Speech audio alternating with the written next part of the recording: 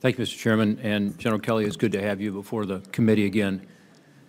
First of all, I'm glad we finally got Elaine, a great Ohioan, over there in your department. You talked earlier about her being a political appointee. I view her as a career person, having had 27 years in the federal government, and including, obviously, big roles over at DHS as a career expert on management and procurement and some of the big challenges that you face trying to bring together all these departments and agencies into one. So I'm glad she's there, and I know she will be a tremendous asset to you. At your nomination, we talked a lot about this drug issue, and as you know, I was very complimentary of comments that you had made to this committee about a year and a half ago now regarding the importance of focusing on the demand side, and that's where I've focused most in the last 25 years, and I agree with you. That's the single most important thing, is to reduce the demand, and you talked about prevention and education, treatment and recovery, helping law enforcement, and so on. I was a little concerned about the comments earlier about the commission. I do hope the commission, heeds your comments and your thoughts on that. But you should also know, just by way of information, Congress just spent 3 years going through this process that the commission is going to do in 90 days, apparently, which is helping identify the problem. We had 5 conferences here, not just numerous hearings, but conferences bringing in experts from all around the country, looking at best practices, and came up with this Comprehensive Addiction and Recovery Act, a bipartisan bill that was finally passed last year. And one of my concerns is that only 3 of the 8 programs provided there, including things like helping out on drug courts and some of the things you've talked about in terms of diversion. So it's not about locking people up, it's about better prevention and getting people the treatment they need. But only 3 of those 8 programs have been implemented. And I pushed the Obama administration on this, and I'm now pushing the Trump administration on it. So one, I hope you'll get up to speed on what CARE is about, what it does. It is comprehensive, not just in name, but in reality. And it's based on a lot of work that's been done, not just over the last few years with these conferences, but around the country over time. Because I don't think we need to recreate the wheel. I think we need to go to action. This is a crisis, and it's an epidemic, certainly in my state and many other states around the country. And it's one that is particularly difficult because of the opioid issue. In other words, crystal meth is increasing in some communities. I understand that cocaine is back in some communities. This opioid issue, the grip of that addiction, has been a huge challenge, as you know, for treatment and recovery. We're beginning to learn more about it and how to do it better, but we've got to get this legislation implemented and get the Cures Act money appropriated again. I hope the budget will reflect that, which is another $500 million we need in next year's budget just for helping the states to be able to deal with this.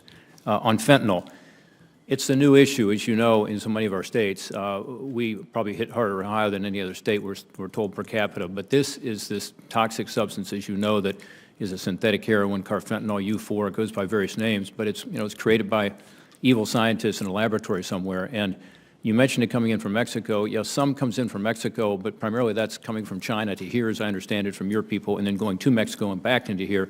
The vast majority of it, and there's a new commission report out, the U.S.-China Commission recently, is coming from Mexico. I'm sorry, coming from China. And it's coming from laboratories in China, and it's coming by the U.S. mail system.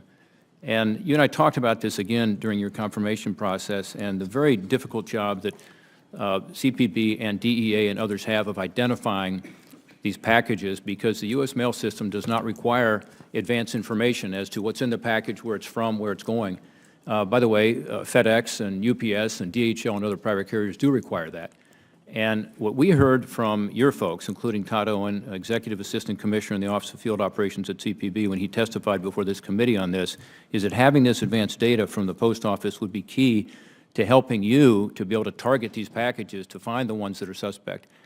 We have legislation, as you know, called the STOP Act that is bipartisan. Senator Klobuchar, myself, Senator Hassan, who was here earlier, Senator Rubio, and others, that we are attempting to get passed simply to say, let's require that these packages have this information. This is what we've heard about from your people as the solution to being able to target some of this fentanyl, to be able to stop some of this poison coming into our communities and killing our citizens. By the way, that opinion was reinforced at a roundtable discussion I had just 10 days ago in Ohio with your CPB folks. We had 2 of your port chiefs there. We also had folks there who are from your HSI group, your group of individuals who work with law enforcement every day to try to find this material. We also had folks from DEA who testified on this. And so my question to you is, what can we do to get this done? President Trump in the campaign talked favorably about the STOP Act. You have talked favorably about the need to have this information. I guess what I would ask is two questions. One, do you agree with me that having this advanced data on shipments coming into the United States from both the post office and private carriers would help your officers be able to target illegal shipments? I do. Second, would this informed targeting by CPB potentially reduce the ability of the post office to be used for illicit shipping of all kinds of contraband? Yeah, I think it will. And third, have you had a chance now, since your nomination, to review the STOP Act, and what are your thoughts and comments on the STOP Act and its potential to be able to help?